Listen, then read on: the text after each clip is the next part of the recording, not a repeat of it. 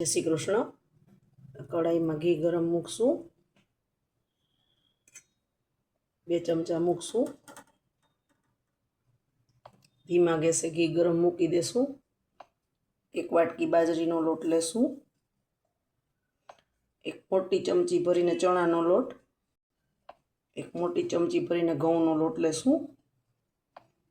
અડધી ચમચી મીઠું લેશું, અડધી ચમચી હળદર, અડધી ચમચી ધાણા જીરું પાવડર, ચપટી હિંગ, 1/4 5 ચમચી મરીનો ભૂકો, 5 ચમચી જીરું પાવડર, 5 ચમચી ગરમ મસાલો, અડધી ચમચી ચટણી છે, લાલ મરચું પાવડર, કાશ્મીરી તીખું મિક્સ છે, ડ્રાય મસાલા મિક્સ કરી લેશું। આદુ મરચું છે, 1 મરચું ને ટુકડો આદુનો છે, નાખી દેશું। 1 વાટકી મેથીની ભાજી છે, ઝીણી સુધારી લીધી છે એકદમ। જે વાટકીથી આપણે લોટ લીધો તો એ જ વાટકીનું માપ છે આ। મિક્સ કરી લેશું સરખું બધું। સેજ પાણી નાખી એકદમ કડક લોટ તૈયાર કરી લેશું।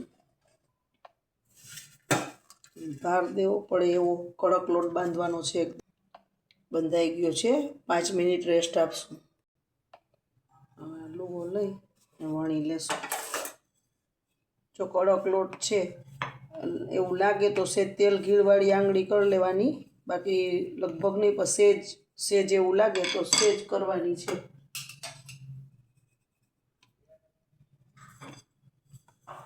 વણી લેશું, વણાઈ ગઈ છે। જો મેથીની ભાજી વધારે હોય એટલે અનઇવન શેપમાં જોઈએ, જો આપણે સાવ ગોળ જોતી હોય તો ગમે તે કટરથી કે કટ કરી લેવાની।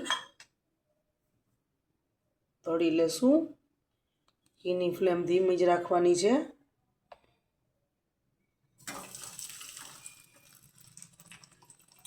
લાઇટ બ્રાઉન તળી લેશું, પલટાવી લેશું।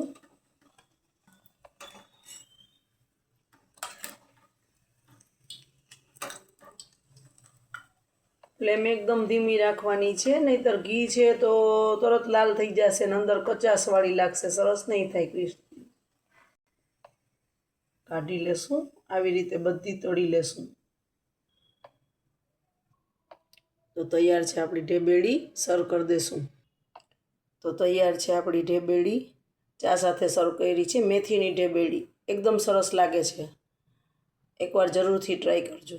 જય શ્રી કૃષ્ણ।